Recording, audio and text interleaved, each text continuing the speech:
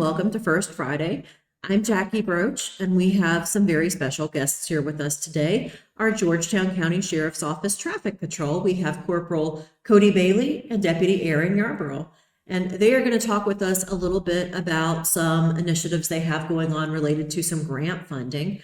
Now, you probably don't want to see these gentlemen in your rearview mirror, but they do make some effort to meet people in other ways that are a little more pleasant to avoid those sorts of meetings. Guys, tell me a little bit about what you do and about the grant funding.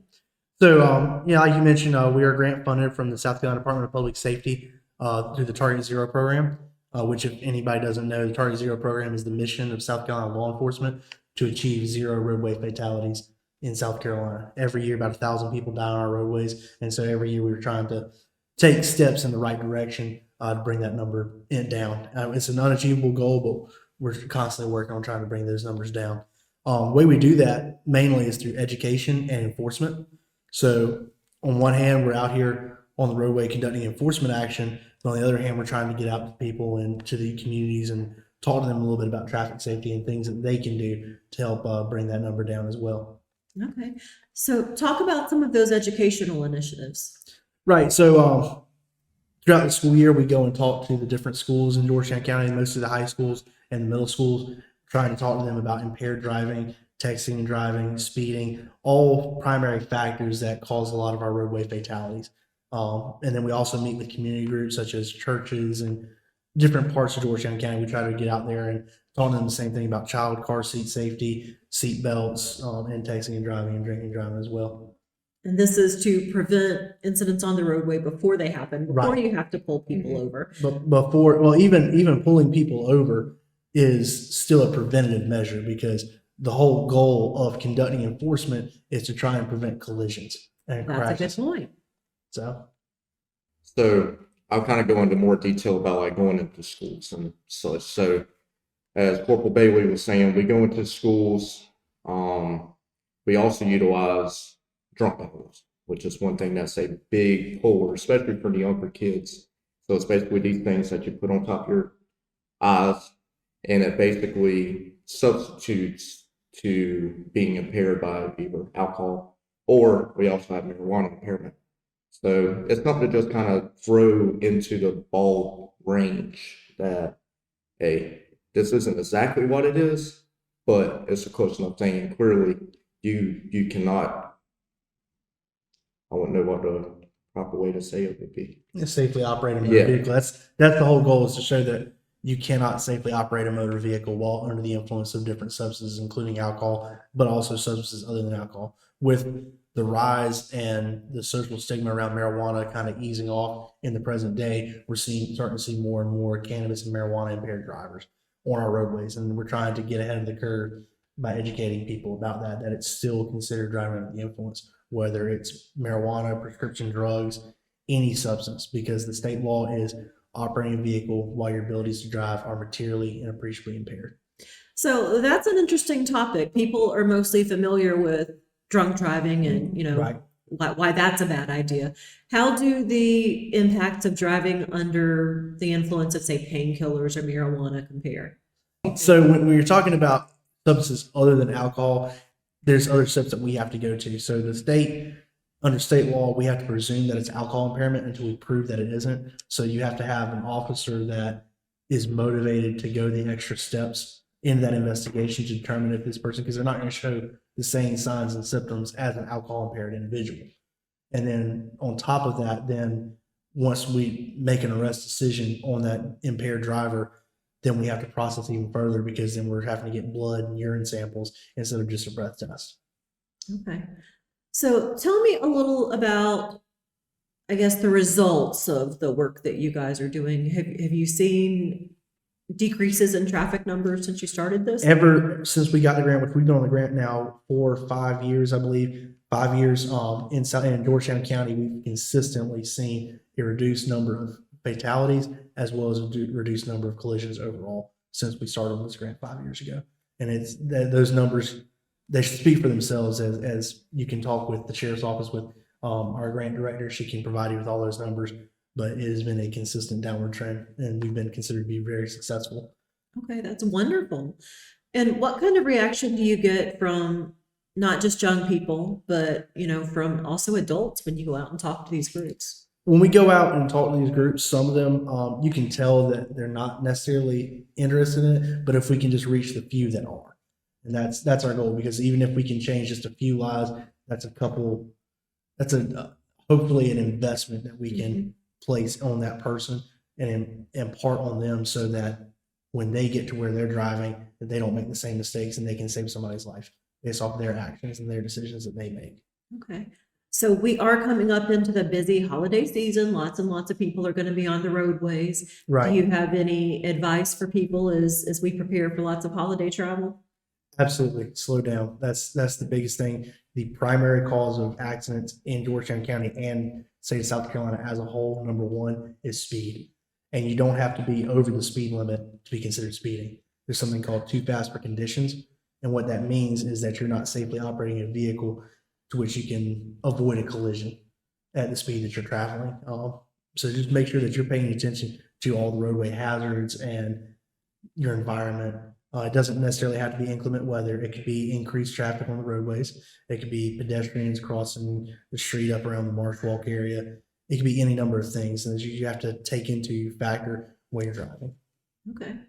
Well, that's all great. Is there anything else you guys can think of to tell us about this very important topic?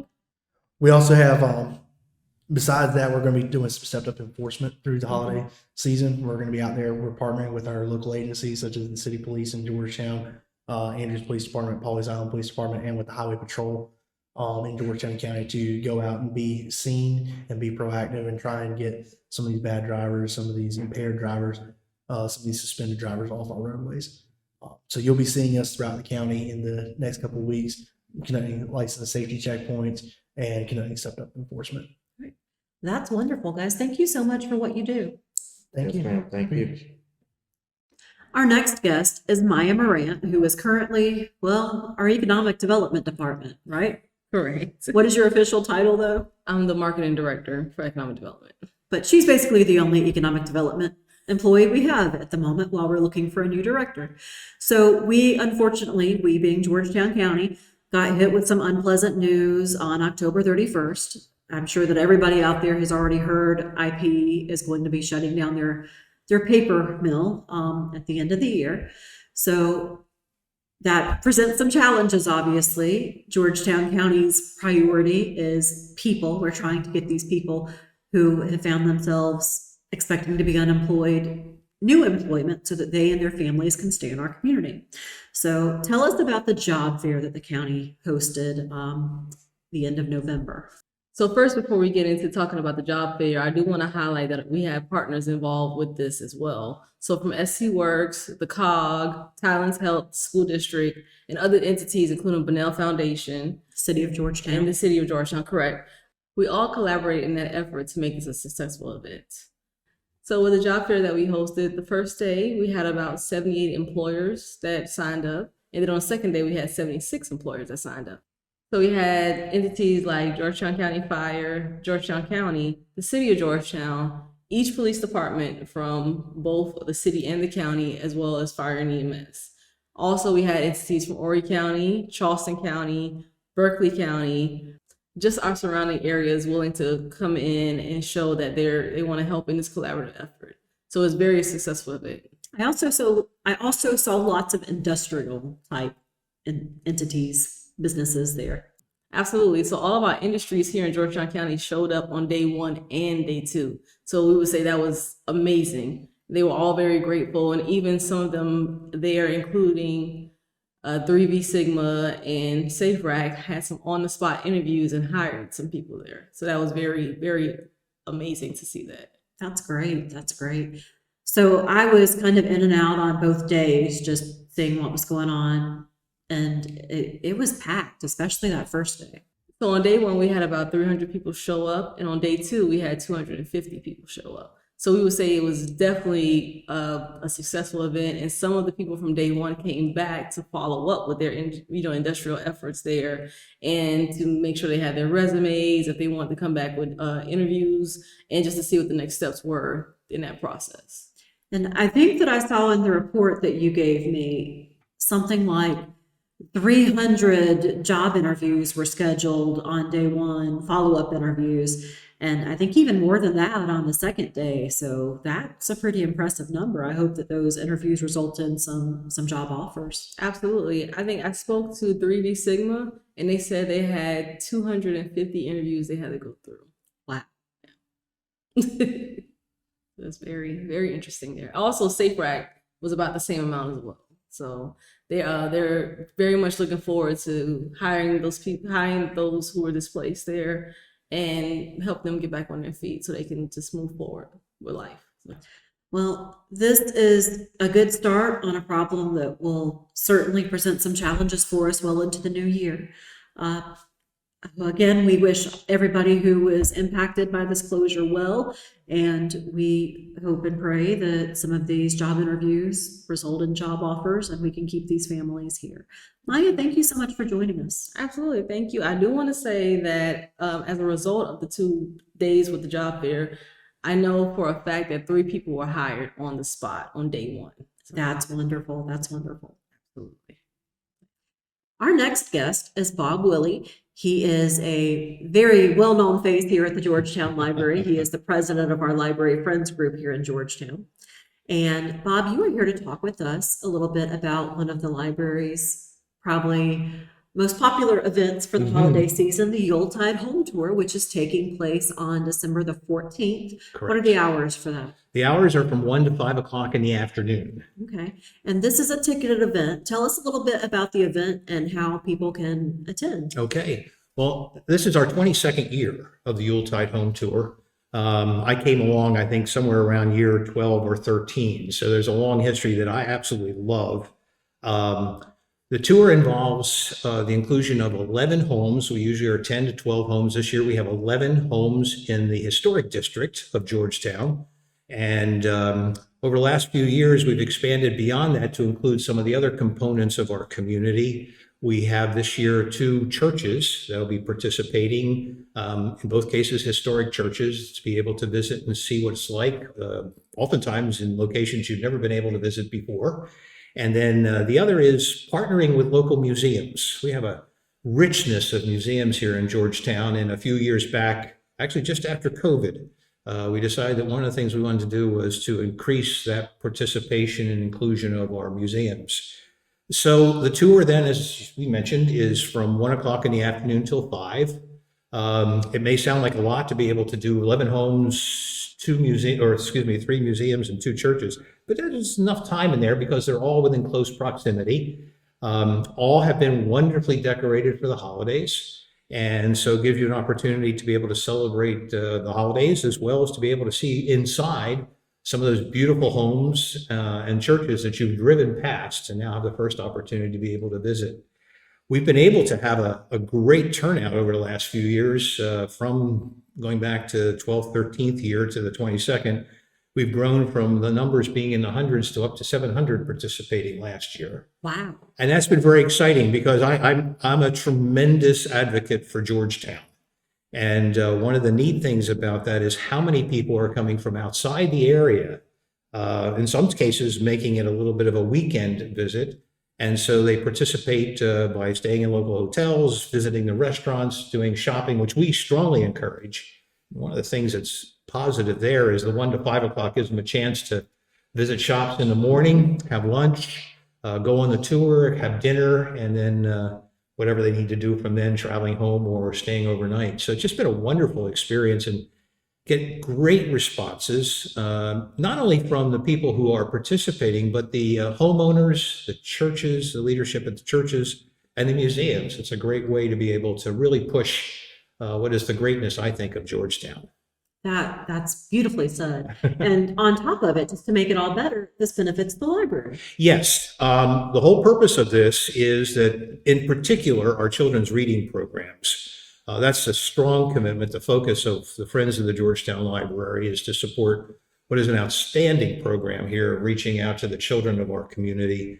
And we've done everything we could to support that, to allow to be able to finance special programs that come in. But what are the regular weekly reading programs, music programs, children's programs here at the library? And so the funds that come from this go toward that. We minimize what are administrative costs. We really work hard to keep those costs down so that as many pennies on the dollar as possible go toward the children's reading program. So that's been our support. And this is our major fundraiser. We have other activities through the year. We have our, as many people know, our farmers market book sales. We have community yard sales. We've done several other activities, but this is our major fundraiser for the year and tremendously helps us to be able to accomplish that of supporting those children's programs. Now, who could not be in support of that? What a wonderful cause and a fun time on top of it. Now, tell me, which two churches do we have on the tour this year? The two churches, one of which has never been on the tour before, and that is the chapel at Duncan Memorial United Methodist Church. We visited the church, which is beautiful. And it's just right here in the historic district. Yeah, it's in the historic district. It's actually the oldest Methodist church in the state of South Carolina. Oh, I didn't know that. Yeah, and the chapel itself was constructed right after the Second World War. And so I've never been in it, so I'm anxious to be able to visit. But I've been told that the small chapel, which is across the street from the church and actually the corner of what is the cemetery lot, that's where we'll be having as a part of the tour. The other is St. Mary's Roman Catholic Church, which is absolutely beautiful inside. We've had that on the tour a couple of years, and so we've been able to again work it out that they will include the church on the tour. The reason I just sort of hesitant on that is because they have a 5 o'clock mass, and they've been very kind. The father there has been very kind to allow us to have open the church from 1 to 3 o'clock. All the other places on the tour from 1 to 5.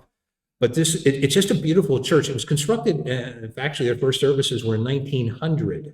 Oh, wow. So there is a long history there, and a very beautiful church. The interior, the exterior, people I think have driven by, but to be able to see the inside, it's just magnificent. So make sure if you go on the tour, don't save St. Mary's for last. You want to do that before 3 o'clock, unless you're planning to stay for Mass. Very true. And I'm sure they wouldn't mind that.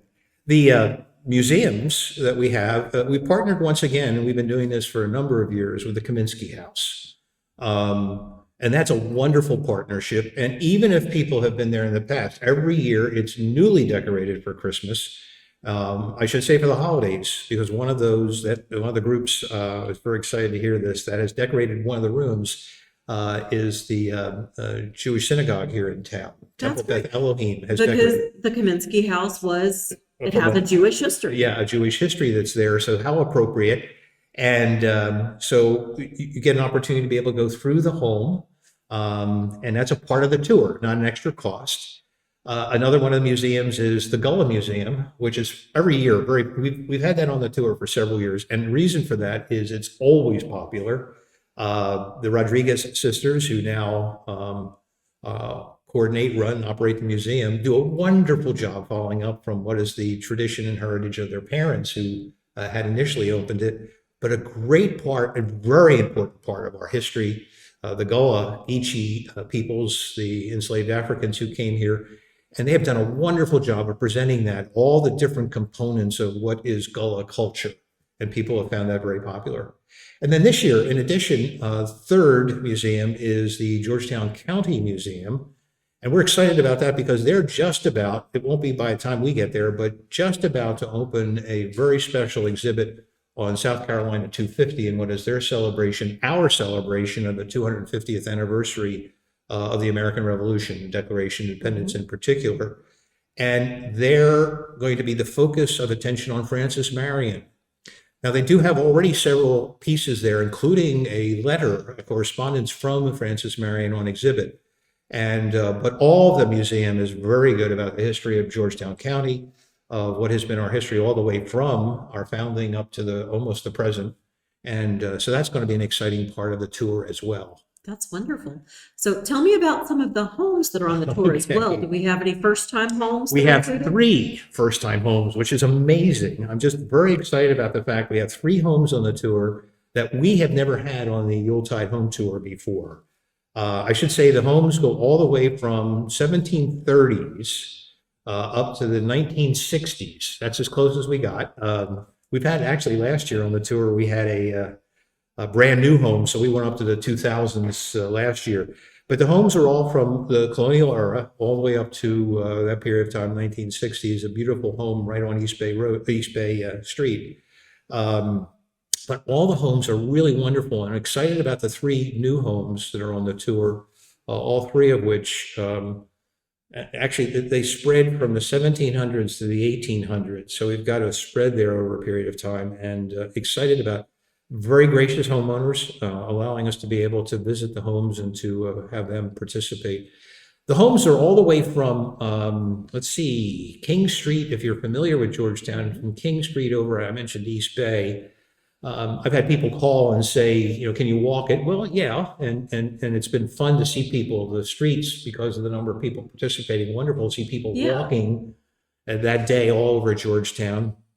But my recommendation, they tend to be clustered. And so what I think is the best idea is for people to carpool together, if you have 2, 3, 4 people together, and to be able to drive from area to area, sort of park in one area and then visit the homes there and churches and museums, and then to go on to the next location. I should also mention that in the 11 homes, none of them were on the tour last year. Oh, good. We have a few that were 2 years ago, and they were very popular. So we know which ones people enjoyed visiting, and they will want to visit them again, because sometimes the decorations are different, or just to be able to see the beauty of the homes, the decorations that people have placed there. But nothing is on the tour this year that had been on the tour last year. We try to do that to be able to give a variety for people to come to visit and see some new homes and museums and churches each time they participate. Well, this just sounds wonderful. We certainly want to thank the homeowners and the museums and the churches that are included for opening up their homes and their facilities for this tour. And we want to thank the Friends of the Library for putting this together for our library system. This sounds like such a wonderful event. Bob, you've sold me. How do I get my tickets? Can I add one other thing Of that I course. ought to mention? One of the things we also try to do is support the crafters of our community. And on Saturday, from 10 o'clock in the morning until 3 o'clock or 2 o'clock in the afternoon, from 10 to 2, we'll have a number of crafters here at the library that are local, and a nice variety of things. So we call it Santa Shop. Oh, I've been to that before. I picked up some wonderful things. Don't tell my husband, because he won't let me go. But we tell people to come, and it's an opportunity to be able to support some of the craft people of town. For getting the tickets, there's 2 ways. One is to get it online. We started that last year. It was a very popular way by which particularly people at a distance could be able to obtain pre-purchase their tickets. That's at our website, myfogel, MYFOGL, Friends of Georgetown Library.org. And on the website, you would go to events and scroll down to Yuletide Home Tour, click on that, and that'll give you the information for purchasing tickets. That gives people the opportunity to do it by credit card. And so that's what a lot of people prefer to do, and it works out well. Others, prefer not to do it that way. But the other way by which people can obtain tickets is up till the Friday before, is to go to their local branch of the Georgetown County Library System. So any branch. Any of the branches. And so at any of those branches to be able to pick up tickets is fine. And it's a great way to be able to, convenient and to just drop in, and they have the information there. And you can check out some books or some DVDs or some great programs while you're there. So that's always the way that I recommend, whatever's easiest. And there, because of the systems we have at the libraries, that would be either cash or a check made out to FOGL or Friends of the Georgetown Library. Cost, we haven't mentioned that. That's very important.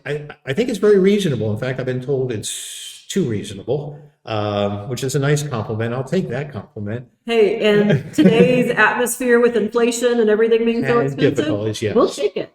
So the regular cost is $25 per person, which gives you access to the 11 homes, the 2 churches, the 3 museums. And if you are a member of a Friends group at any of those Georgetown County libraries, if you're a member of the Friends, it's $20 per person.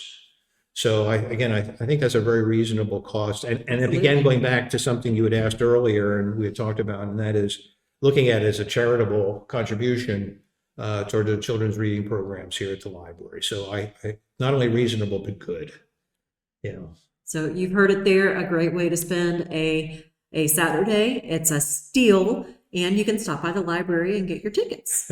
So Bob, do you guys have anything else going on that we should mention? Any other fun activities, fundraisers? Just to look to the advance in the future, we've got a couple of things coming up.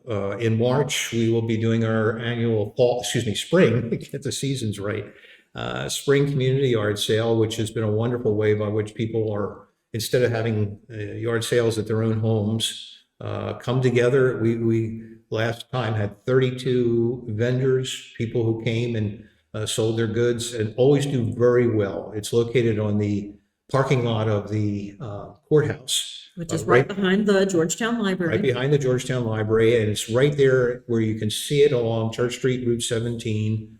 We do a lot of advertising. It's very reasonable in cost. And so that's something which will be in the third Saturday in March.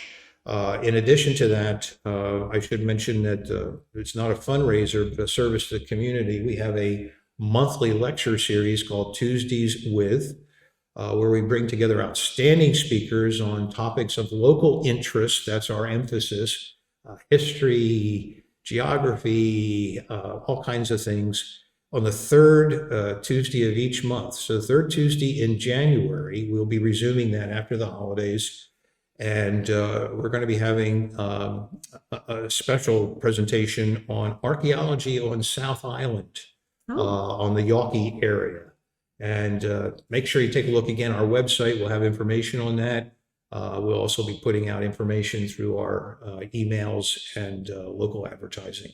So that's something you want to I highly recommend people participating in.